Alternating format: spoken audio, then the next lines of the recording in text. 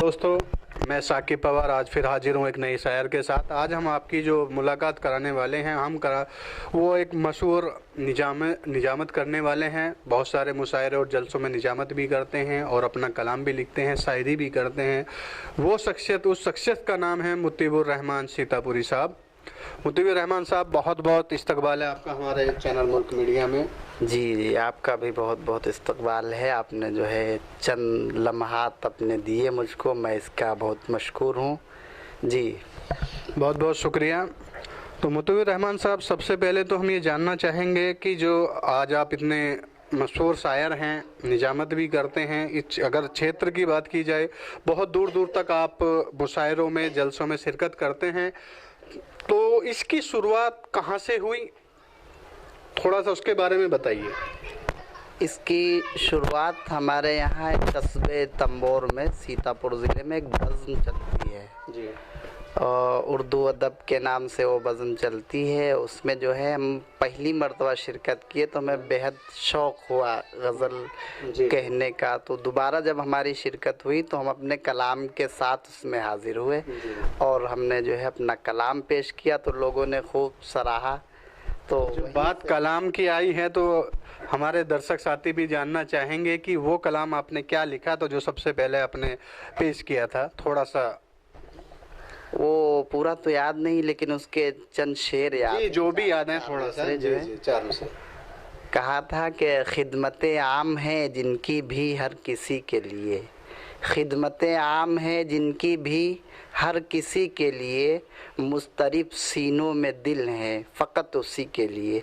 मुस्तरिब में होता है बेचैन, तड़पना, और ये है लाजिम कि उनका दिल भी हो फितन से खाली, ये है लाजिम कि उनका दिल भी हो फितन से खाली, चलो मैं हाथ बढ़ाता हूँ दोस्ती के लिए। चलो मैं हाथ बढ़ाता हूँ दोस्ती के लिए। बहुत को माशाल्लाह, बहुत को। तो इसके बाद फिर आपकी शुरुआत कहाँ से हुई, कहाँ से आपके कदम आगे बढ़े?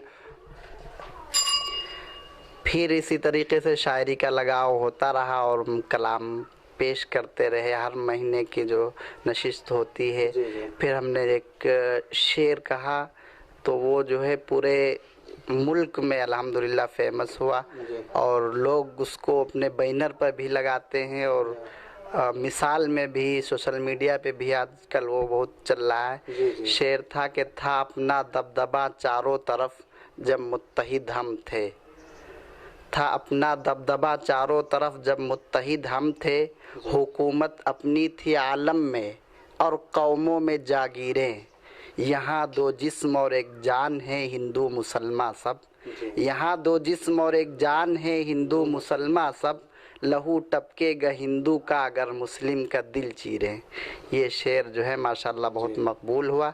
इसी से हौसला अफजाई हुई और हमने बाकायदा शायरी की लाइन में कदम रखा और आज अल्हम्दुलिल्लाह जो है बड़े मुशायरों की निज़ामत में बुलाया जाता है, लोग चल के आते हैं। इसमें एक चीज़ और जानना चाहेंगे मुतीबुर रहमान साहब, जैसे कि एक माहौल चेंज हुआ है, हमारे देश का माहौल चेंज हुआ है, तो क्या उर्दू अदब मुशायरों पे भी इस चीज़ का फ़र्क देखने को मिलता है? मुशायरों पे तो फ़र्क तो इसका वाज़े ही हो जाता है, क्योंकि जैसी सोच होती है, जैसा जहर समाज में घोला जाता है, तो मैं ज़्यादा तो नहीं लेकिन कुछ फ़र्क तो ज़रूर उस पर पड़ता है, मुतासिर होता है। लेकिन अल्हम्दुलिल्लाह हमारे यहाँ जो कौमी एकता का जो माहौल चल रहा है, इसे देखकर तो ये नहीं लगता कि ये फ़िरका परस्त कौमें जो हैं ये आपस में नफ़रत घोल पाएंगी। जी। तो इसी के साथ जैसे कि आपने शुरुआत की, शायरी की दुनिया में अपने कदम रखा, तो उसमें कहीं ना कहीं बात आती है परिवार की। तो इसमें आपके परिवार की क्या सपोर्ट आपको मिली, उसके बारे में थोड़ा सा बताइए। इस शायरी का फ़न एक तरह से अगर देखा जाए तो ये विरासत में मुझे मिला है। अल्हम्दुलिल्लाह हमारे वालिद साहब भी बहुत अच्छे शायर हैं और किताबी शायर हैं, किताबें भी लिखते हैं माशाल्लाह। اور انہی کی انگلی پکڑ کر ہم نے جو ہے چلنا سیکھا ہے، اور مشاعرے کے میدان میں بھی اور تعلیم کے میدان میں بھی سارا جو ہے وہ انہی کو جاتا ہے۔ جی، تو چلتے چلتے مجیب الرحمن صاحب آپ سے جاننا چاہیں گے کہ سب سے پسندیدہ جو آپ کی غزل ہے وہ کون سی ہے؟ اسے ہم بھی اور ہمارے ساتھی بھی اسے سننا چاہیں گے۔ جی